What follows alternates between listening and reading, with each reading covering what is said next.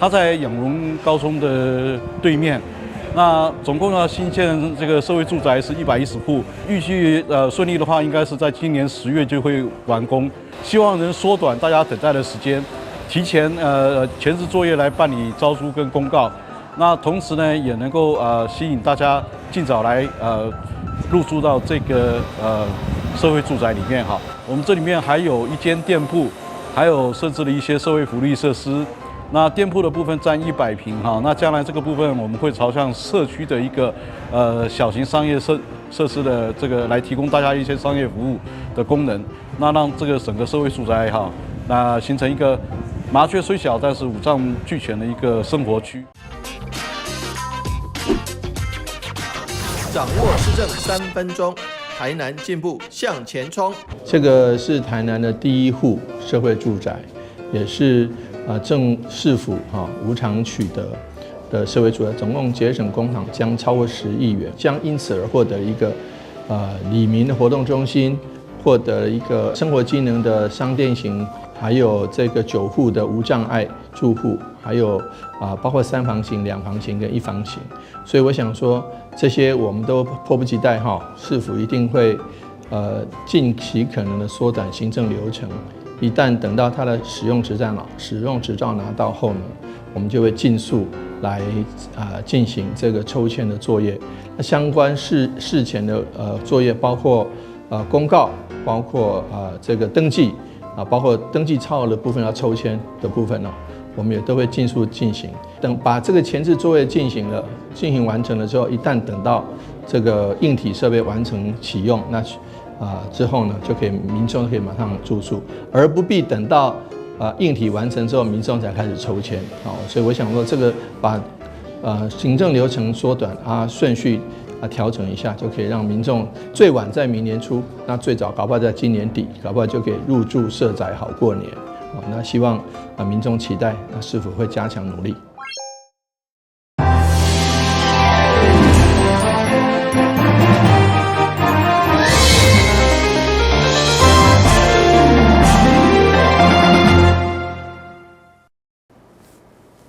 你好，是观众，欢迎收看6月11号的中嘉台南电新闻。讲到南势观光景点，上界出名应该就是永兴吊桥。不过，议员周一驰却相当的感慨，因为该吊桥的现况除了无过去的夜间光雕，甚至更经过新鲜，所以强烈要求市府征收维护，永续发展山区的观光。南市南势永兴吊桥是闸门溪流域唯一的吊桥，嘛因为靠近地面现空发示，是当地热门景点。不过，议员周一驰伫总议巡提出过去甲现在比较，相当感慨，因为对夜间光雕到达已经是暗淡无光，加上桥墩阁有钢筋外露，四季拢杂草，毛议员强烈要求市府征收，并且编列定期的维修经费予公所。对此，市长嘛答应会跨局处理。做好之后，那里有灯光，那我们拍照或者是说晚上去那里的时候是非常的漂亮。但是现在呢，全部都不见了。但是现在我们还是打着说永兴吊桥是我们南溪的其中一个我们观光景点嘛，对吗？是，对。但是我们就变成我们台南市政府把一个说南溪的观光景点放在那边。那我们给你看一下，现在我们永兴吊桥这个维护的状况就是这样。旁边呢，你说的这些美化条、灯光这些，该断的该断，该坏的坏，然后腐蚀了也没人修理。那路边就是这个桥边的杂草也没人去整理。它经过16年，现在已经变成这样。我觉得其实虽然不很长，但是我们觉得有责任、有义务尤其是你刚刚提到。管理是给公所管理，他只是负责日常的管理，但是一些要去整修，包括灯光的这个部分，市政府应该负起这个责任，所以我们会在最短的时间内来召集相关的局处，包括管理局、公务局，还有其他的局处来处理。永兴吊桥作为南势当地主要的观光景点，不过现况却予观光客害头，加上连一个公共便所的建立拢无法度克服，嘛予议员强烈要求永续观光。对此，观光路局表示，除了征收维护以外，希望是串联附近的景点进行带状行销。台南新闻阮吉林根采访报道。台南推动铁路地化以后，正式南台南站所延伸的南台南副都心生活圈必须逐步，尤其该区就伫东区的精华地段，所以议员郑培啊嘛相当关心该案，希望伫黄市场林内所规划运动艺文休闲园区会当动工，并且积极来招商，因为传出IKEA 甲 Costco 拢意愿进驻。有关南台南副都心议案，议员郑培亚表示，对小巨蛋到科学未来馆，一直到黄市场林内核准运动艺文休闲园区，地方已经期待14档啊。第5月举办公听会以后，议员除了希望黄市场林基内会当动工，嘛传出IKEA 甲 Costco 等大型商场拢意愿进驻，所以要求市府积极招商。同时，进一步争取不管中华或是区大征收，要将5.2公顷的文教用地来设立专门运动中心，或是特色公园。你有信心？你的任期内2档话会当动工吗？有信心。有信心吼？动工啊，你别讲完成，完成就。当然啦。你讲完成是不可能的。因为即摆打要来迄个规划尔，那不可以至少上半年呢动工。因为现在跟议员报告，还有主席也是贵选区的，我们是在正常的轨道上依序进行，没有脱轨，也没有没满分啊。但这个那个文化15公顷的用地，你9.8公顷，为了这运动艺文休闲 BOT 案呐，哈，那旁边你看到有一个。其实这个15公顷，属实是14.92公顷而已的。没错。好，那在这里的时候，我们还有一个5.2的那个文教用地啦。在这里的时候，市长，我工作简单，我惊懵。为什么？我在想说，大家都在争取全民运动馆啦。那我觉得从化的精神啦，哈，平均地权条例啦，这多的所在开发的所在哈，基金应该用在开发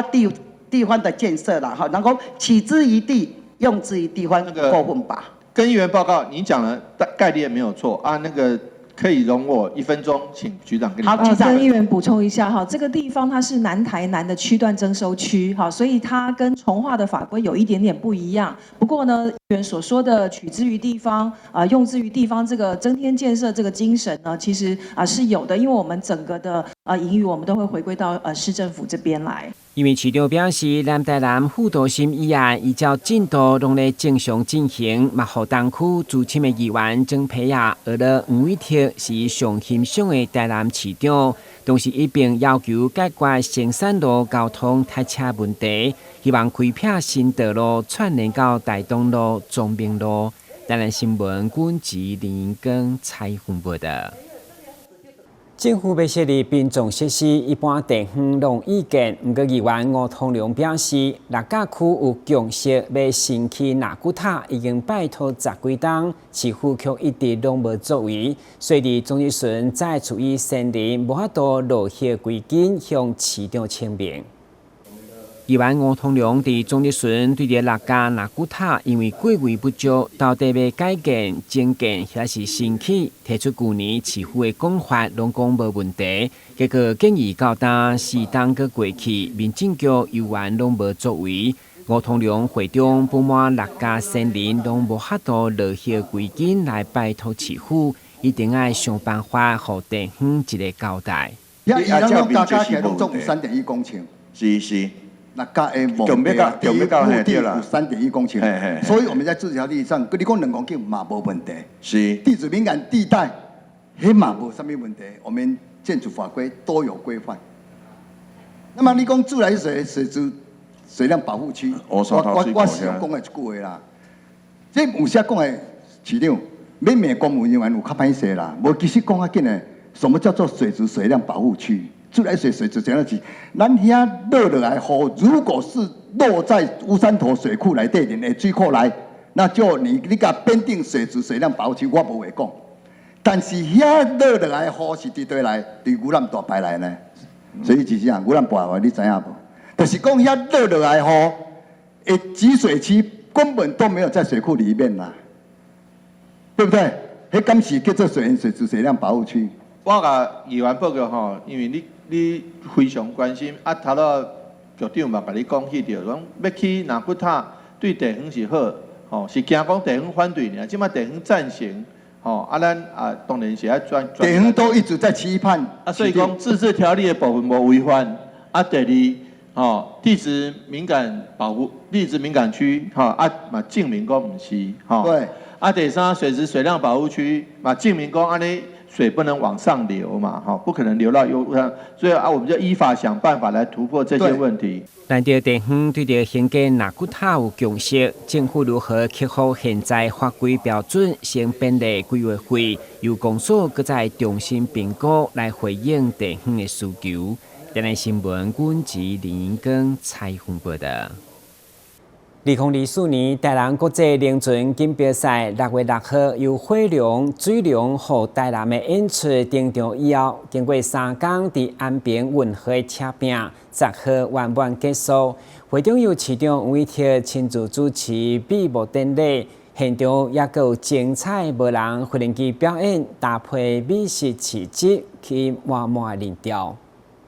火舞团结合民俗技艺，舞动15米长的火龙。搁坐龙舟，伫台南运河上演水火共舞，场面相当震撼。火焰台南！台南龙舟赛举办到大，已经超过300档的历史。伫比赛开始进前，市长黄伟霆依照鼓励，这工警告天地神明，祈求各工的赛事圆满顺利。在看热闹、看门道，喜欢龙舟的、喜欢文化民俗活动的。通通都在这里都可以得到满足。今年有97支队伍，2000外位选手参赛，竞争相当激烈。在赛事期间，虽然有落雨，但阁民众相当热情。在5日节来到安平观赏比赛，同时舞台区有人有舞蹈表演，场边也阁有超过100台特色美食。人潮满，一个很漂亮的香包。我们的芭乐是有产销履历，所以不会有农药、重金属残留。这个是以前庙会做那吃得到的，1甲子以上的历史了。闭幕典礼这天，市长黄伟霆嘛特别亲自颁奖，给龙舟赛得奖的队伍。除了祝贺以外，嘛小祝大家明年再会。同时预告在后半年会举办一连串的体育活动。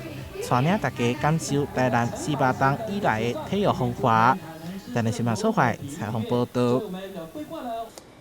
所以讲，五时水啉一喙，较赢补药食3顿。确实，用食5日节，除了食粽甲不冷船以外，除五时水嘛是重要的习俗。伫台南新化保生大帝庙边有一口100年的古井，已经封了50冬。伫新明的指示重新开井，要互民众出5时水。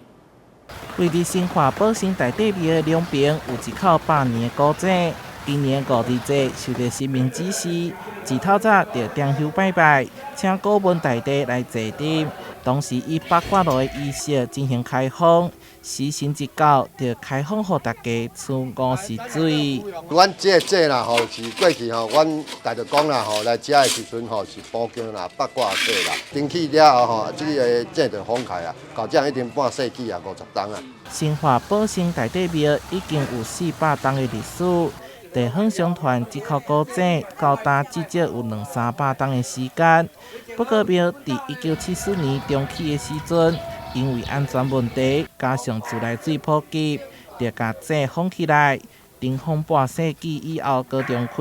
这300冬啊吼，头一届吼，啊，我就来这请这个5时水。真早以前吼，是口井有真侪人咧使用，后来。民国50几年啊，迄阵啊，政府讲这个大家的水唔好食，有迄个砷重金属啦吼。庙口的人排家乐长，大家手提管仔要来求5时水。5时水的功效非常的济，会当摕来驱邪祈福招财。庙方伫指示站已经甲古井口整理好势。发现水质非常清气，严格也是打出告示，请民众唔通直接啉。台南新闻所采访报道。据有统计，今年因为长病毒急诊人数创下10冬来新高，为了守护弱势幼儿的健康，台北市长蒋万安宣布，对6月17号开始，将专业补助台北特定的弱势儿童来注疫苗。如果将有800名2个月到6岁进前的幼儿受惠。这个肠病毒的话呢，其实大部分都会自己好起来，但是最怕的就是会引起重症。那引起重症的部分的话，它主要会造成心肌炎或者是脑炎那是最常见的2个严重的这个重症的情况。那它会出现一些前驱的症状包括就是它可能会嗜睡意识不清楚那可能说这个会一起持续的呕吐就是一般来讲的话呢，它是我们吃东西会吐，那可能是比较像胃肠不舒服，但是我们吃东西也在吐，那可能就比较显示脑压增加，那可能就是要特别小心再来是它呼吸会心跳加快，跟心跳都会加快这可能有一些心肌炎的症状出来那最重要就是有一个就是它可能会出现一个肌药型的抽搐。马偕儿童医院儿医部主任季欣详细说明罹患肠病毒重症时的主要症状有哪些。由于肠病毒流行逐渐进入高峰期，2个月到6岁前的婴幼儿又是肠病毒重症的高危险群，施打肠病毒疫苗是最好的预防方法。不过施打2剂肠病毒疫苗费用加起来将近1万元。自曝家中3宝曾2度感染肠病毒的台北市长蒋万安特别召开记者会，宣布6月17号起将针对台北市弱势幼儿全面补助肠病毒71型疫苗接种费用，希望一起守护弱势幼童健康。最近已经进入到肠病毒的流行期，那预计这个月底到6月中会进入高峰。那其实卫福部有做过统计近期我们因为肠病毒而急诊的人次创了10年的新高，所以在这边台北市，我们对于照顾孩子以及确保幼儿的健康一直是我们的使命。那我也跟陈局长我们讨论，对于肠病毒疫苗的施打，其实是对于预防肠病毒以及后续可能的重症是非常重要关键的一环。大家知道5岁以下的孩子特别是很有可能之后会转为重症他们是属于高风险的族群，所以肠病毒疫苗的施打相关的费用其实也是非常的高1剂要4000到4300左右，那2剂完整的施打那就要接近1万元。所以对一般的家庭来讲是非常沉重的负担。我自己就有实际的经验我的3宝他才1岁半，他就得过2次肠病毒。那当然1次是去年，然后今年又再得。肠病毒其实非常的不舒服我可以分享一下，小朋友就是好像喉咙会有水泡，然后全身会有疹子。那他吞咽都很困难会痛，所以原本像小感冒我们就给他多喝水喝奶，他大概会比较快好。但是因为喉咙会痛，他甚至连喝奶都不愿意。那更不用讲照顾的爸爸妈妈或家人，其实也很辛苦。那如果又是双薪家庭，那小朋友如果有送去托婴托幼，如果班上又必须停课，或小朋友生病他也没办法到学校，其实对家庭都造成很大的困扰。也基于此，我们特别在今天跟大家宣布，台北市我们对于相关的对象给予肠病毒71型疫苗补助，免费施打。台北市卫生局长陈彦元也进一步说明肠病毒71型疫苗接种的补助对象条件，初步估计将有800名幼儿受惠。针对刚才市长提到的我们台北市相对比较弱势的一个家庭的孩童来进行所谓的补助包括低收、罕病、重病的儿童，还有脆弱家庭的儿童，还有刚才市长提到的关于关爱之家的一些院童们我们给予补助那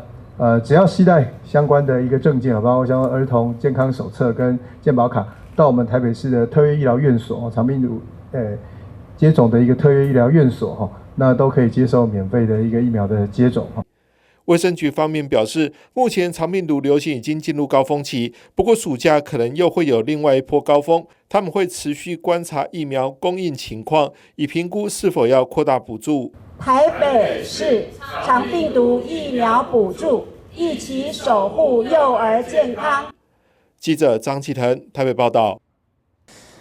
高雄捷运路德延伸线公山车站6月底将通车，到时5月3将正式改名。地处市府嘛公告了大众捷运系统车站改名要点，未来提出车站的改名，需要先经过1500人的人事会议，才当进入市府的审查，也就是改名的标准更较悬啊。近期高雄大众运输车站的更名需求频传，继轻轨部分站名更新之后，随着冈山 RK1 即将通车，预计调整5个捷运车站的名称。更改的部分包括捷运红线的 R19 楠梓加工区更名为楠梓科技园区 ，R24 南冈山更名为冈山高一站，橘线的O1西子湾更名为哈马新站，O4市议会更名为前金站 ，O9 积极馆更名为林雅运动园区站。会随着6月冈山 RK1 通车后一同改动完成。捷运还有轻轨的车站要做更名的话，最主要原因还是附近如果是地名或者地标重要地标有更改的部分呢，我们会再来透过地方的民意然后来去做站名的更改那原则上其实捷运或轻轨的站名以不更改为原则那在地名或者是重要地标有改变的时候呢，我们再做一个检讨。所以我们从去年开始就开始进行了有5个站的更名，那同步我们也订定站名更改的一个作业要点。为了让高雄各个站点名称可以与在地有连结，所以这次重新调整了部分的站名。但也不是说每次想改就改，车站每次的改名所衍生出来的成本也是相当可观，所以今年高雄也订定了车站改名的实施要点，大致上都跟其他都在更名的作业的方式相近，但是我们高雄为了求更审慎为了更广纳民意，所以我们在我们的更名作业要点里面定了，就是说，如果要提出更名的话，那地方的团体或组织，它应该要透过所有我们的公民参与的平台来去做提案。那提案以后呢，如果达到一定的门槛，然后再做检核，检核完以后呢，再经过复议还有回应的4个阶段，如果都能够通过成案的话，再由交通局来受理这些已经营运中的这些车站它相关的更名作业。未来需要由代表团体提出改名申请，而且必须取得达到1500人的联署才能成案。整体门槛对比过去升高了许多，但这样也更能体现出在地实质的想法，更可以避免造成不要的成本浪费。记者孙军高雄报道。2024年路德农游季盛大开幕以后，桃市府特别伫大鼓山步道公园以及坑仔溪游客中心打造上灯区，推出精彩地景科技艺术展以及一系列活动，邀请大家做回来体验路德的水。2024芦竹炫夜农游季周末在大鼓山福山宫前广场盛大开幕。今年以夏日缤纷派对为概念，缤纷大鼓享乐坑子为主题，在大鼓山步道公园及坑子溪休闲农业区游客中心设计梦幻的地景科技灯饰艺术展，并且规划一系列特色活动。开幕当天更现场抽出冲绳4天3夜双人游嗨翻活动现场。这次的炫夜农游季我们6月1号正式的展开序幕那由我们那个芦竹区公所在我们的那个大鼓山我们举办了一些相关的一个6月1号的一些艺人的一个活动，以及我们晚上会有大鼓山的一个灯饰那让那个能够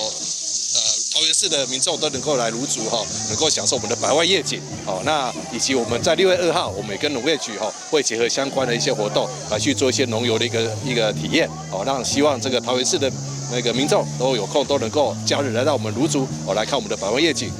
除了有美丽的灯饰可以拍，这次也结合农业局与在地农场推出30梯次的农游小旅行及10梯次食农教育体验，让民众免费参加，欢迎大家一起来体验芦竹之美。今年特别把芦竹的大鼓山休闲农业区以及坑子溪休闲农业区以及我们羊稠坑的这个步道的甲中季互相来结合从6月1号到7月28号天天都非常的精彩包括我们可以做8个场域的农事的体验那我们有30个农事的小旅行给大家来报名参加哈，欢迎大家白天来芦竹哈来做生态的旅游、食农教育 DIY 哈。那我们夜间呢可以到我们大鼓山这边来赏夜景哈，来逛我们的农夫市集哈，好吃好玩好康好精彩，就在我们芦竹炫夜农游季。活动期间，不仅有各种精彩的展演与小农市集，还邀请金曲歌王许富凯现场演唱。美丽的艺术灯光搭配夜景与歌声，带来一场无与伦比的视觉与听觉的双重响宴。